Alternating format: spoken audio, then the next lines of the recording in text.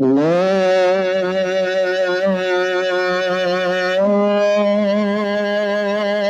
أكبر الله أكبر الله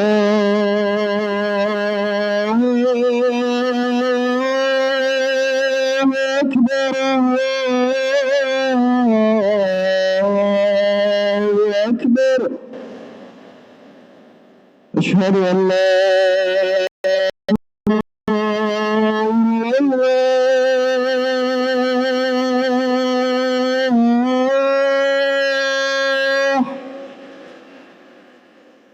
أشهد أن لا إله إلا الله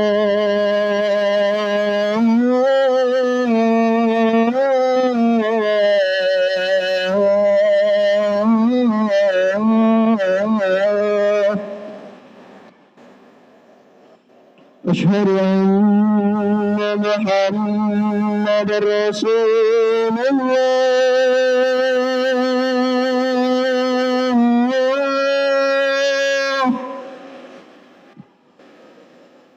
أشهد أن محمد رسول الله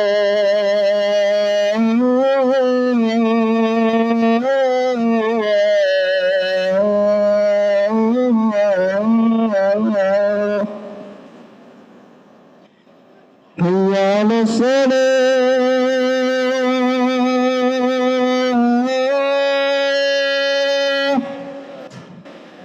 حي على الصلاة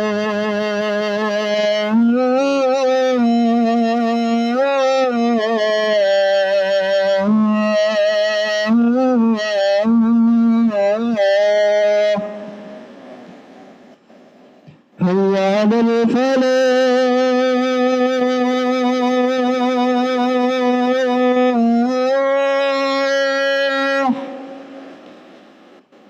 حي على الفلاح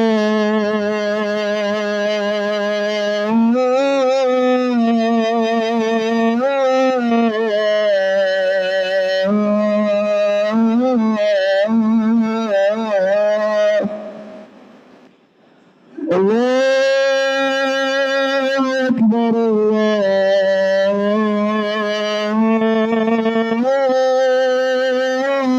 الله أكبر لا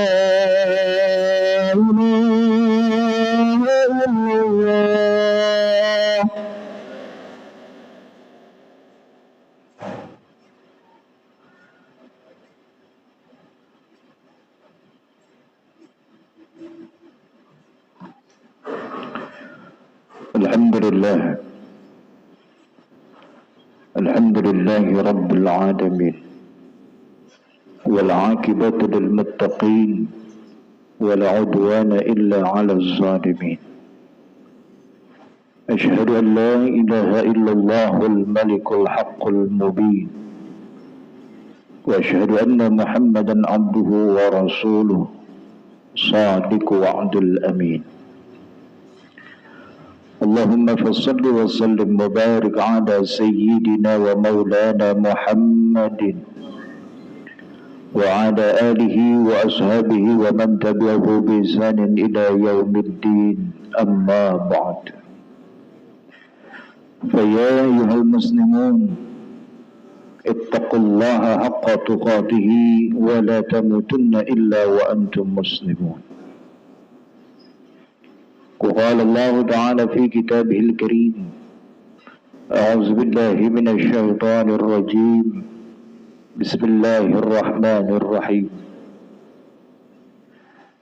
وأذن في الناس بالحج يأتوك رجالا وعلى كل ضامر يأتين من كل فج أميك صدق الله العظيم معاشر المسلمين وزمرة المؤمنين رحمكم الله. Alhamdulillah, kita bersyukur kepada Allah Subhanahu wa Ta'ala. Di kesempatan kali ini Allah masih berikan kita beribu nikmat-Nya, sehingga layaknya kita bersyukur kepada Allah Subhanahu wa Ta'ala atas apa yang Allah berikan kepada kita. Dan mudah-mudahan dengan rasa syukur kita kepada Allah akan semakin menambah keberkahan hidup kita dan menambah kenikmatan yang Allah berikan kepada kita. Salawat dan salam semoga selalu tercurah kepada junjungan kita baginda alam Nabi besar Muhammad sallallahu alaihi wasallam. Khatib yang fakir ini berwasiat dan mengajak khusus bagi diri khatib pribadi. Umumnya bagi seluruh jamaah sekalian, mari sama-sama kita tingkatkan nilai ketakwaan kita kepada Allah Subhanahu wa Ta'ala. Sebab perintah Allah, wa tazawwadu fa inna khairaz zadi taqwa. Berbekallah kalian dan sebaik-baiknya bekal adalah takwa kepada Allah Subhanahu wa Ta'ala. Dan mudah-mudahan kita semuanya senantiasa menjadi orang-orang yang bertakwa kepada Allah Subhanahu wa Ta'ala. Ma'asyiral muslimin wa zumratal mu'minin rahimakumullah. Dalam sejarah menyatakan Nabiullah Ibrahim alaihi salam ketika memiliki anak yang Nabi Ismail alaihi salam, beliau membawa istri dan anaknya atau memboyong keduanya ke lembah yang tandus dan kering. Sebuah lembah yang diisinya hanya pasir dan batu. Jauh dari kata tempat itu adalah tempat yang subur, tidak. Bahkan sulit sekali untuk mencari air. Namun anehnya, ketika beliau sampai di lembah tersebut, Nabiullah Ibrahim alaihi salam meninggalkan kedua orang, yakni anak dan istrinya. Ketika istrinya bertanya, apakah ini perintah dari Allah Subhanahu wa Ta'ala? Nabi Ibrahim tidak menjawab, melainkan hanya dengan sebuah isyarat. Sampai 2 kali Siti Hajar bertanya kepada Nabiullah Ibrahim alaihi salam, apakah ini perintah dari Allah? Maka isyarat menyatakan bahwa betul ini adalah perintah dari Allah. Kalau kita bisa bayangkan, Pak, bagaimana seorang istri dan anak yang baru dilahirkan ditinggalkan di sebuah lembah yang tandus, tanpa ada air, tanpa ada makanan. Tapi karena perintah dari Allah Subhanahu wa Ta'ala, seorang istri yang solehah menyatakan sami'na wa ata'na. Kenapa? Karena setiap apapun yang diperintahkan oleh Allah Subhanahu wa Ta'ala akan kami jalankan, dan pasti akan ada hikmah di belakangnya. Ditinggallah Siti Hajar dan juga Nabiullah Ismail alaihi salam. Tak selang berapa lama Nabiullah Ismail alaihi salam menangis karena kehausan. Siti Hajar berlari dari Sofa sampai ke Marwah, terus berulang-ulang hanya untuk mencari air. Demi hausnya Nabiullah Ismail alaihi salam hilang.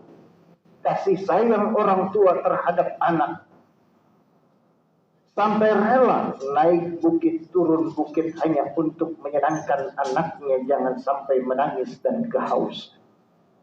Cinta seorang ibu terhadap anak bukan seperti layaknya cinta seekor binatang. Makanya ada pepatah mengatakan bahwa kasih ibu sepanjang masa, sedangkan kasih anak sepanjang kala. Allah melihat usahanya istri Nabiullah Ibrahim alaihi salam untuk mencari air. Kemudian Allah berikan air yang tak terduga, yang kita kenal dengan sekarang air Zam-Zam, yang keluar dengan hentakan kaki Nabiullah Ismail alaihi salam. Dan sebuah lembah yang tandus kini semuanya berubah dengan total. Bahkan dengan doanya Nabiullah Ibrahim alaihi salam yang termaktub dalam Al-Quran, Rabbana inni askantu min zurriyati biwadin ghairi zi zarin 'inda baitikal muharram Rabbana liyuqimus salata faj'al afidatan minan nasi tahwi ilaihim warzuqhum minas samarati la'allahum yashkurun. Orang dari berbagai penjuru dunia semua datang ke tempat itu. Dulu adalah lembah yang tandus, sekarang semua orang tertuju ke sana untuk melaksanakan yang disebut dengan ibadah haji. Bahkan bukan cuma itu, lembah yang tandus yang tidak menyediakan makanan apapun, segala macam buah-buahan dari berbagai negara ada di sana. Doanya Nabiullah Ibrahim dan berkahnya Siti Solehah taat terhadap perintah Allah Subhanahu wa Ta'ala. Yang kita kenal sekarang adalah kota Makkatul Mukarramah. Bahkan Nabiullah Ibrahim pernah dalam hatinya berkata, jangankan perintah untuk meninggalkan anak dan istri, perintah untuk membunuh anaknya sendiri pun karena cintanya kepada Allah akan dilakukan. Dan itulah Allah ingin membuktikan kepada Nabiullah Ibrahim seberapa besar cintamu kepada Allah dibandingkan cintamu kepada anak-anak dan istri. Ternyata cintanya kepada Allah memberikan begitu banyak berkah dan hikmah sampai saat perintah Allah ditujukan kepada Nabi Ibrahim alaihissalam, potong anak, kurbankan anak.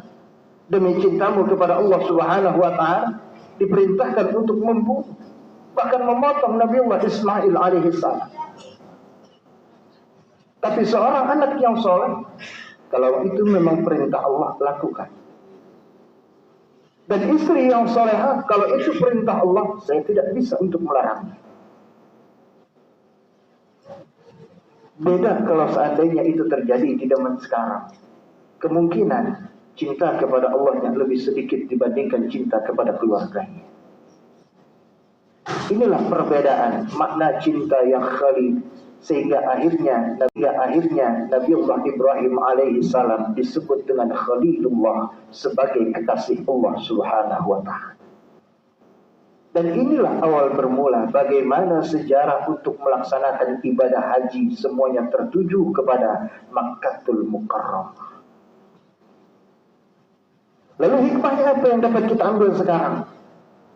Pertama, dari sejarah Nabiullah Ibrahim alaihissalam, ketika taat dan patuh terhadap perintah Allah Subhanahu wa Ta'ala, sebuah negeri yang tandus, yang kering pun berubah menjadi yang subur dan makmur. Tidak pernah menanam tapi mendapatkan buahnya. Tidak pernah membeli tapi bisa memakannya. Itulah perintah Allah. Kalau kita laksanakan, apapun kemustahilan yang tidak akan masuk di akal kita bisa terjadi kalau Allah sudah berkata kun fayakun. Makanya setiap perintah Allah patuhi, jalani. Jangan pernah untuk menentang perintah Allah Subhanahu wa Ta'ala. Oleh karena itu Allah tegaskan kepada kita bekal yang terbaik ketika kita mau menghadap Allah Subhanahu wa Ta'ala, bukan harta, bukan makanan, bukan yang lain, melainkan ketakwaan kita kepada Allah Subhanahu wa Ta'ala. Ini yang menjadi jaminan kita di hadapan Allah menjadi orang yang paling mulia. Lalu yang kedua hikmahnya. Hikmahnya yang kedua adalah bagaimana generasi yang soleh dan solehah tercipta. Adalah bagaimana dari buah orang tua. Tidak akan mungkin kita bisa menciptakan anak yang soleh dan solehah kalau kedua orang tuanya tidak soleh dan solehah. Jadi anak yang soleh dan solehah akan tercipta bagaimana seorang pemimpinnya yang soleh di keluarga. Bagaimana anak akan mengikuti jejak orang tuanya. Kalau jejak orang tuanya adalah orang yang soleh, mengikuti seluruh perintah Allah Subhanahu wa Ta'ala, apapun perintah Allah pasti akan dijalankan oleh anak. Tapi sebaliknya, ketika kita perintahkan anak kita sholat, akan tetapi ayahnya tidak mau sholat, bagaimana mungkin anak ini mau sholat? Begitupun istri-istri kita, bagaimana mungkin mereka mau taat dan patuh terhadap suaminya kalau kita tidak mau taat dan patuh kepada Allah Subhanahu wa Ta'ala? Makanya wajar ketika banyak permasalahan di keluarga, satu jalan keluarnya adalah bagaimana kita menghadap Allah Subhanahu wa taala, sujud kepada Allah Subhanahu wa taala. Karena tidak mungkin seseorang bisa membalikkan hati seseorang, yang bisa membulak-balikan hati adalah Allah Subhanahu wa taala. Hikmah dari sejarah bahwa Nabiullah Ibrahim alaihissalam menciptakan generasi yang soleh dan solehah. Ambil hikmahnya, kita praktekkan dalam kehidupan rumah tangga kita. Kemudian Nabiullah Ibrahim alaihissalam diperintahkan oleh Allah Subhanahu wa taala, wa azin fil nas bil hajj ya'tuka rijala wa ala kulli damirin ya'tina min kulli fajjin amik. Disuruh menyeru manusia untuk berhaji ke sini. Kemana? Ke Baitullah. Dan setiap orang, bahkan dari pelosok penjuru yang paling dalam sekalipun, akan datang ke tempat itu untuk melaksanakan ibadah haji, baik dengan jalan kaki maupun dengan berkendaraan. Dan itu semuanya kini apa yang Al-Quran nyatakan terbukti ada. Kalaulah lembah itu atau tempat-tempat ibadah haji itu luasnya lebih luas dari yang kita perkirakan, kemungkinan tidak ada antrian orang untuk berangkat haji. Namun disayangkannya, begitu luasnya tempat untuk melaksanakan ibadah haji tidak akan mampu menampung orang-orang yang ingin berangkat haji. Hanya di setiap negara pasti ada kuotanya masing-masing untuk berangkat haji. Kalau tidak dikuotakan, kemungkinan seluruh dunia akan tumpah ruah dan tidak akan kebagian tempat untuk melaksanakan ibadah haji. Ini adalah hikmah dan pelajaran yang dapat kita ambil ketika seorang Nabiullah begitu cinta kepada Allah Subhanahu wa taala, selalu mematuhi perintah Allah Subhanahu wa taala. Sampai saat ini lembah yang tandus akan sering dirindukan orang untuk kembali ke tempat tersebut untuk ibadah kepada Allah Subhanahu wa taala. Bukan untuk jalan-jalan, bukan untuk berbisnis, tapi untuk ibadah kepada Allah Subhanahu wa taala. Karena itulah panggilan yang Allah serukan kepada Nabiullah Ibrahim alaihissalam agar seluruh umat manusia melaksanakan ibadah haji di tempat. Hikmahnya buat kita saat ini adalah sejarah menyatakan bagaimana kalau cinta kepada Allah melebihi cinta kita kepada apapun akan membuat hidup kita dunia akhirat akan mendapatkan kesenangan. Tapi sebaliknya, cinta kita kepada Allah kecil dibandingkan cinta kita kepada dunia ini, maka dunia ini akan bisa merepotkan kita semua. Karena itu yuk sama-sama perintah Allah kita laksanakan, dan mudah-mudahan semua kita dipanggil oleh Allah untuk melaksanakan ibadah haji, dan yang sekarang mulai berangkat satu persatu menuju ke tanah haram, pulang kembali mendapatkan haji yang mabrur dan mabrurah. Barakallahu li wa lakum fil Qur'anil azim wa nafa'ani wa iyyakum bima fihi minal ayati waz zikril hakim wa taqabbalallahu minni wa minkum tilawatahu innahu huwas samiul alim wa qur rabbi fir warham wa anta khairur rahimin. Allahumma shalli ala sayyidina wa habibina wa shafi'ina wa maulana Muhammad wa sallim wa radiyallahu tabaraka wa ta'ala صحابة رسول الله أجمعين.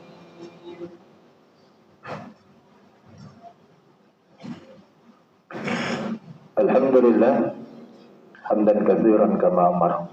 أشهد أن لا إله إلا الله إرغاما لمن جهد به وكفر. وأشهد أن محمدا عبده ورسوله سيد الخلائق والبشر. اللهم صل وسلم وبارك على سيدنا ومولانا محمد وعلى آله وأصحابه ومن تبعه بإحسان إلى يوم المحشر. أما بعد، فيا أيها الناس اتقوا الله وافعلوا الخيرات واجتنبوا عن السيئات إن الله وملائكته وملائكته يصلون على النبي يا أيها الذين آمنوا صلوا عليه وسلموا تسليما. اللهم صل وسلم وبارك على سيدنا محمد وعلى آله وأصحابه أجمعين وتابعين من تبعهم بإحسان إلى يوم الدين، وارض اللهم عنا معهم برحمتك يا أرحم الراحمين. اللهم اغفر للمسلمين والمسلمات والمؤمنين والمؤمنات الأحياء منهم والأموات إنك سميع قريب مجيب دعوات يا قاضي الحاجات. اللهم انصر من نصر الدين وخذل من خذل المسلمين، واجعل بلدتنا هذه بلدة طيبة تجري بها كمك وسنة رسولك يا حي يا قيوم. ربنا آتنا في الدنيا حسنة وفي الآخرة حسنة وقنا عذاب النار. عباد الله، إن الله يأمر بالعدل والإحسان وإيتاء ذي القربى وينهى عن الفحشاء والمنكر والبغي يعظكم لعلكم تذكرون. فاذكروا الله العظيم يذكركم واشكروه على نعمه يزدكم ولذكر الله أكبر. كما صار